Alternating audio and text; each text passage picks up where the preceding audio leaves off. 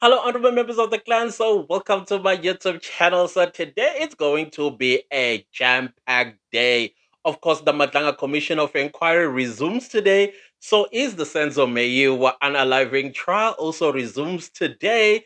And only goodness knows what is the defense has to bring to the court today. And with everything that is going on in the Madanga Commission of Inquiry, I think this case is already solved. What do you think? I mean, in Parliament as well, in the Matlanga Commission of Inquiry and everything else that is getting revealed, and you're like, come on, why are we still continuing with this case again? Why? Why are we continuing with this case again? And then I was also listening to Sizwe Mpofu's podcast with Tabang. Now, this kind of like sparked a conversation between myself and some people that I consider as intellectuals of this country. Of course, these are the people that, of course, I interact with on other social media platforms. And the question was like, hey, I don't know if you watch Tabang on Sizwe Mpofu's channel. I'm sorry, the abbreviations. You guys already know my brain is a little bit fried when it comes to names, when it comes to abbreviations, when it comes to yin yangs, when it comes something is not screwed correctly up here. So please forgive me if I'm just saying it by his name and surname because he is Sizwe Mpofu after all, right? Actually, it's Doctor Sizwe Mpofu. He has a doctorate in law. Like, hey guys, hey, some people. But anyways, let's continue with this one. So the conversation behind the scenes was, hey, everything that Tabang has said, you have said it on your channel. I mean, for the longest time, and I'm like, yeah, I have said everything that we heard on Sizwe Mpofu's podcast. However, me when I speak from an observation point of view. I'm not saying things what I'm saying because I know for sure. It's like I look, I observe, and then my two IQs start rubbing together, and they want to know, hey, Clancy, can you make sense of this in your own dumb mind? And that's why I say the things that I say. And of course, you are going to get people that are going to obviously challenge me because themselves they lack understanding, or maybe they lack the capacity to observe and try and make sense of what's going on. So, what Tabang was saying in Sizwe Mpofu's channel, we've discussed this extensively just in recent videos alone. Just recent videos alone, where I am saying, guys, let's start with our public representatives. If you want to fix up there, you need to start down here. And then you have to go further down to our society, our communities. Let's look at a community, for example. Let's go to the Cape Flats as an example. I'm not saying because I'm picking on them. Let's go to the Cape Flats and ask ourselves a fundamental question. What seems to be the problem there? The people of the Cape Flats know what the problem is there. I, as a person that is a Durbanite and a Joburger, I cannot go to the Cape Flats and say, your problem is X, Y, and Z. I've never lived there. I don't know what that society is all about, except that they are fellow South African citizens.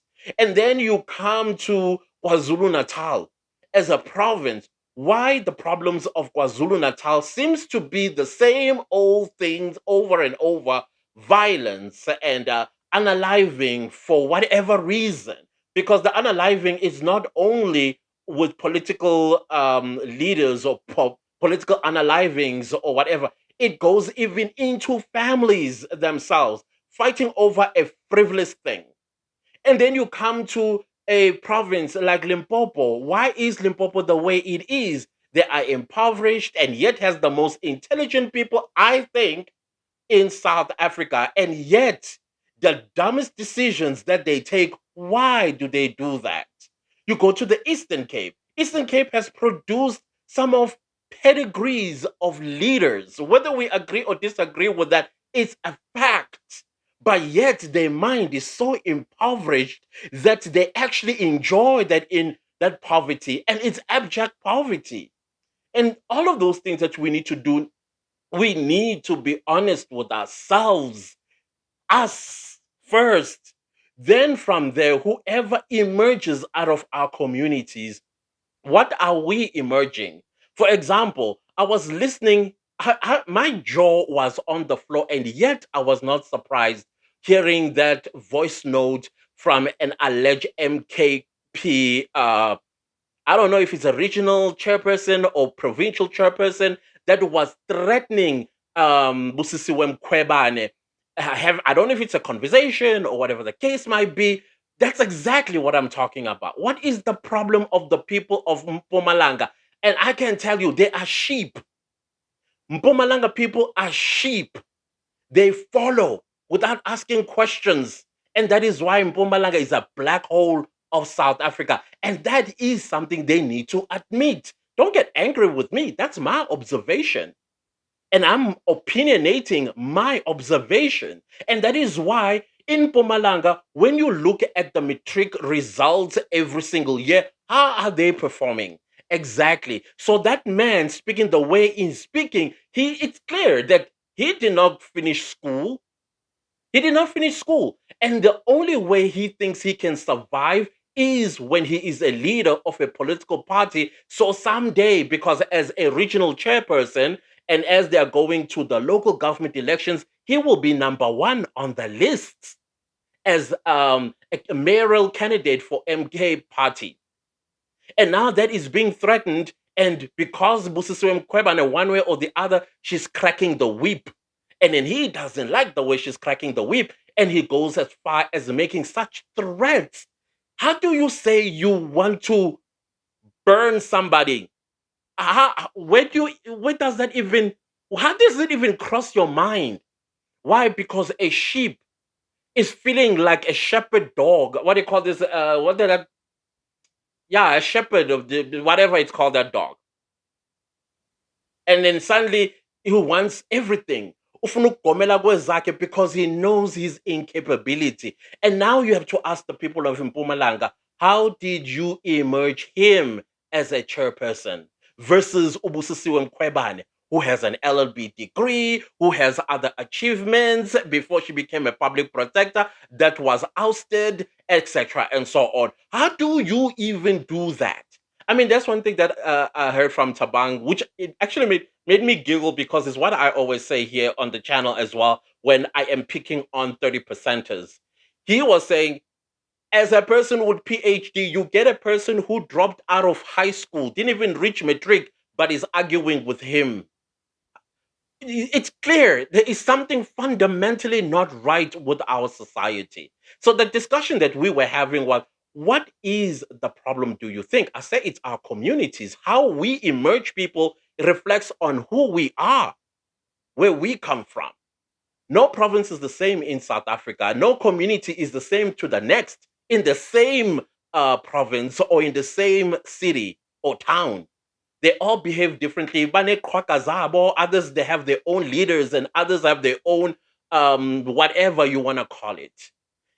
We are the reflection. Those people in parliament, they are the reflection of us. That man that was threatening Umkhwebane, that's the reflection of that community that put him there. But here is the root cause, and I've said this before, and I will say it again. The day, I think it was Jacob Zuma who weaponized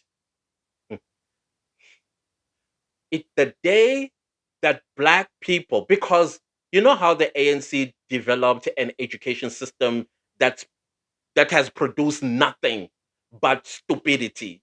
Again, let's call it for what it is. It has done nothing but produced stupidity. We see it in our comment sections. We see it when we are talking to people. You also hear it when other people, they are creating videos and you're like, okay, I appreciate what you're doing, but you know, and when they realize that, oh, wait, there are this group of people that come from the pure genius education system. Whether you want to attribute that education system to the apartheid regime, I do, because I am the beneficiary of that education system because it produced critical thinkers. That's what it did. It also produced geniuses, some of whom are black people, by the way. because before when is it just before 1994 there were already white schools that were intaking black kids. I'm one of them. I started school in 1990. It was in 1990. Yeah, in a white school. I started off, of course, with a black school for a year, and then I moved into the white school. And that education system was then apartheid education system. And that's the same education system that produced Chris Barner. That's the same education system that produced Verwoerd.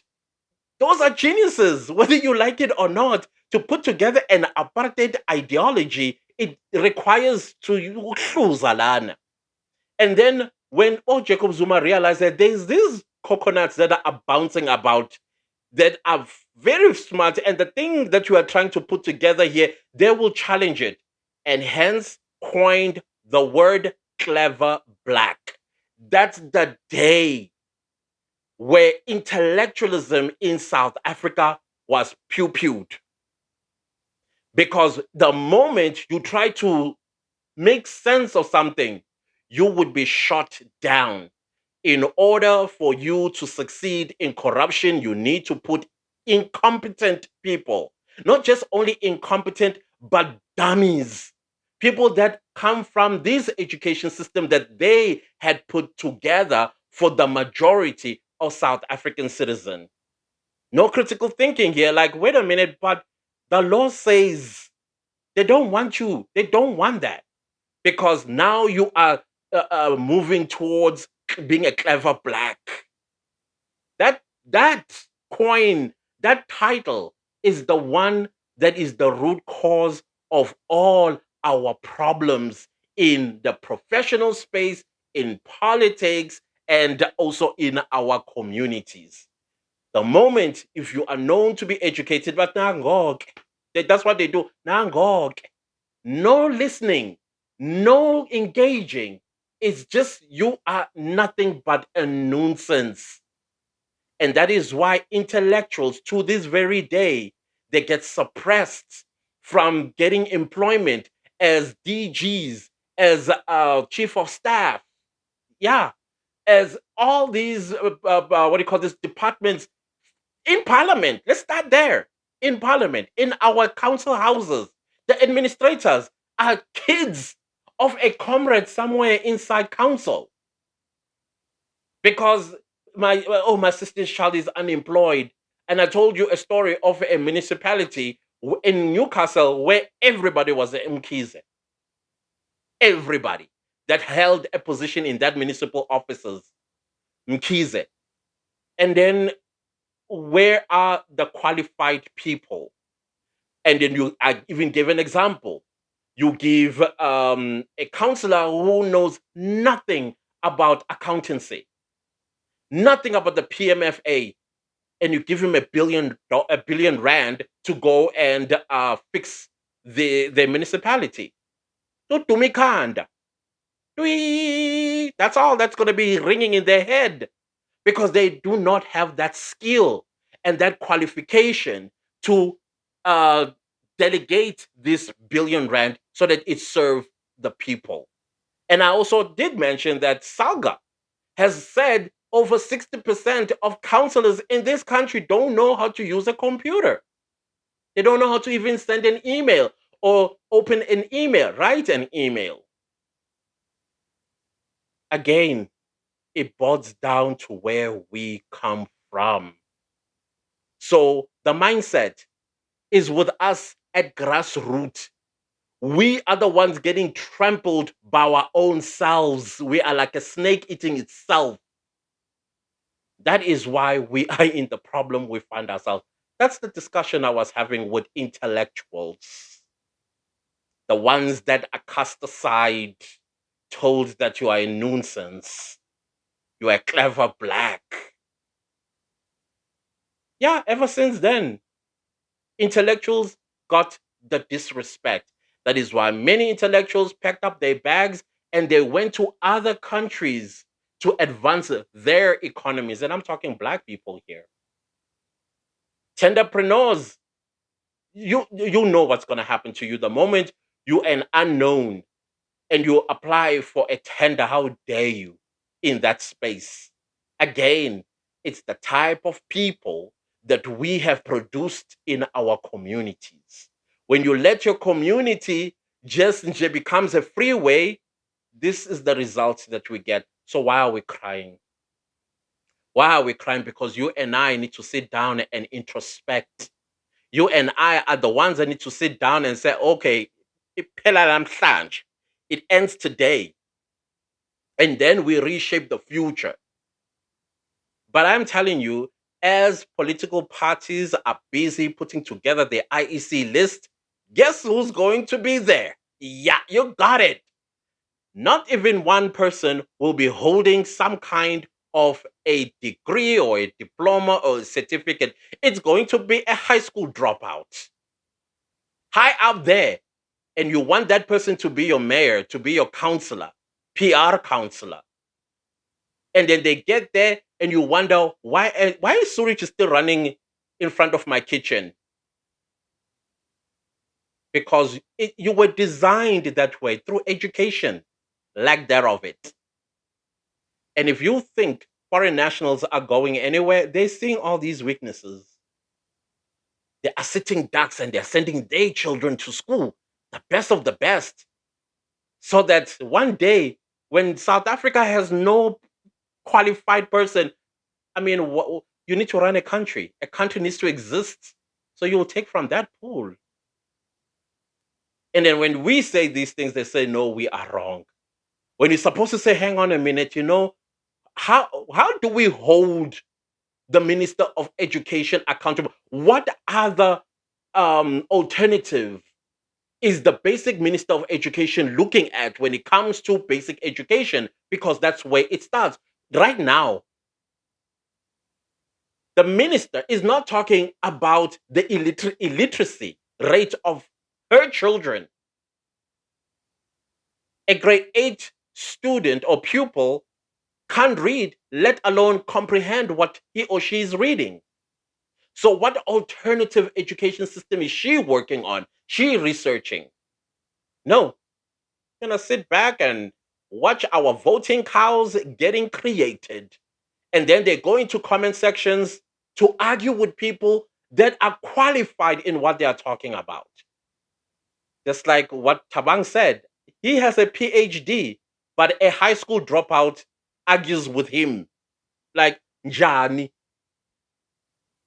how? That is our problem as South Africans. Until we solve this, I we're going nowhere.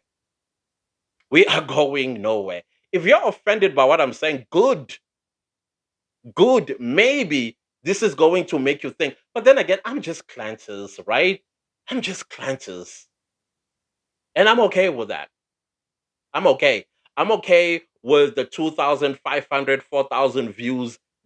That's the community that I have built, and that's my community that I know roots for me. And I'm fine with that.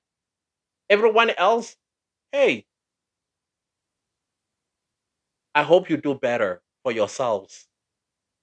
So, are we going to come to a point where the clever blacks are going to be re-invited to apply to become these positions? So we professionalize government, so we professionalize municipalities and metros, so we professionalize politics.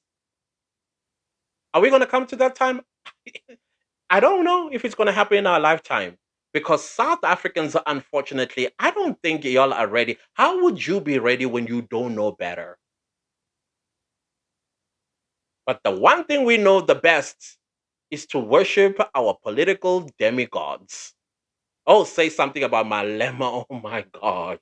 Oh, say something about Gayton Mackenzie. Oh my gosh. Say something about Ramaphosa. Oh my gosh. What nonsense is that? You are saying they are beyond reproach, and yet they are in charge of your lives, and they are screwing your lives, screwing the country.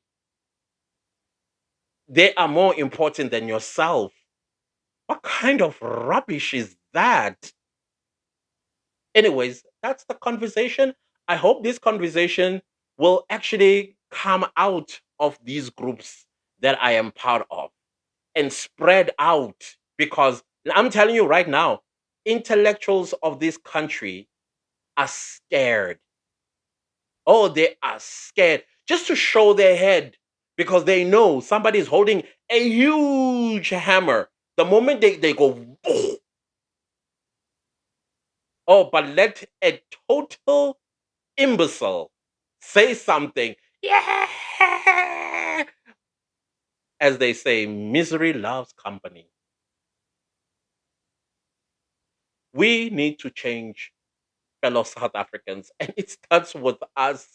I'm starting with the man in the mirror. I'm asking him to change his ways. You know, remember that song, Michael Jackson? That's what you need to do, you and I. Anyways, let me leave this video right here, and I hope we are going to have a conversation. Let's have a conversation, a decent conversation.